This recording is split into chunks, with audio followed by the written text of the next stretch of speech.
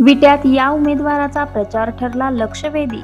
विटा नगरपालिका निवडणुकीत प्रचाराची रणधुमाळी सोमवारी रात्री 10 वाजेपर्यंत सुरू राहणार होती।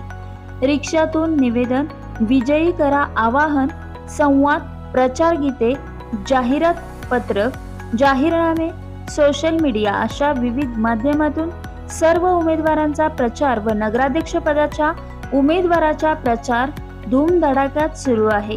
यामध्ये भाजपा, शिवसेना, राष्ट्रवादी व अपक्ष उमेदवारांचा समावेश आहे। परंतु प्रभाग क्रमांक 10 मधील अपक्ष उमेदवार प्राध्यापक पांडुरंग आत्माराम शितोळे यांनी प्रचाराच्या विविध पद्धती वापरून विटेकरांचे आणि प्रामुख्याने प्रभाग क्रमांक 10 मधील मतदारांचे लक्ष वेधून घेतले।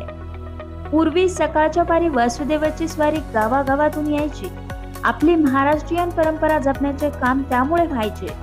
वासुदेवाच्या रूपातील प्रचारकांनी पांडुरंग शितोळे सर यांची माहिती सांगून त्यांना विजयी करावे असे आवाहन केले आहे।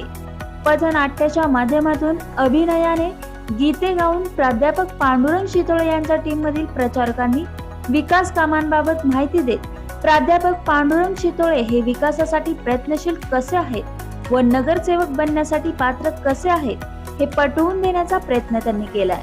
या पथनाट्याचे सादरीकरण प्रभाग क्रमांक 10 मधील विविध ठिकाणी मोकळ्या परिसरात, चौकात, कोपऱ्यात करण्यात आले।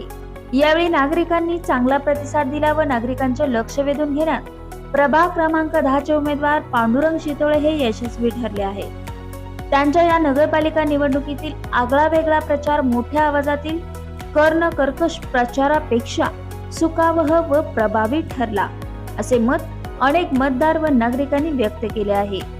बातमी संकलन गजानन गायकवाड, क्रांती न्यूज, विटा।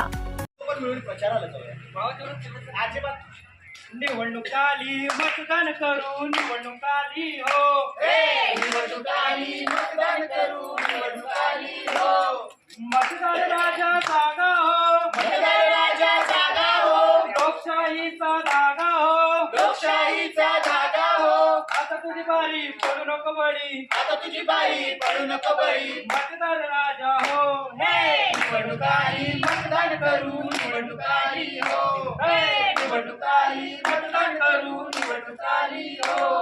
तर निवडणुका जवळ आलेल्या आहेत। प्रभाग क्रमांक 10 चे अपक्ष उमेदवार माननीय प्राध्यापक पांडुरंग शितोळे सर यांच्या टेबल या चिन्हासमोरील बटन दाबून त्यांना प्रचंड अशा बहुमतांनी विजयी करा, विजयी करा, विजयी करा। हो, पण तुम्हाला माहिती आहे का मतदान किती तारखेला आहे? किती तारखेला? किती तारखेला आहे?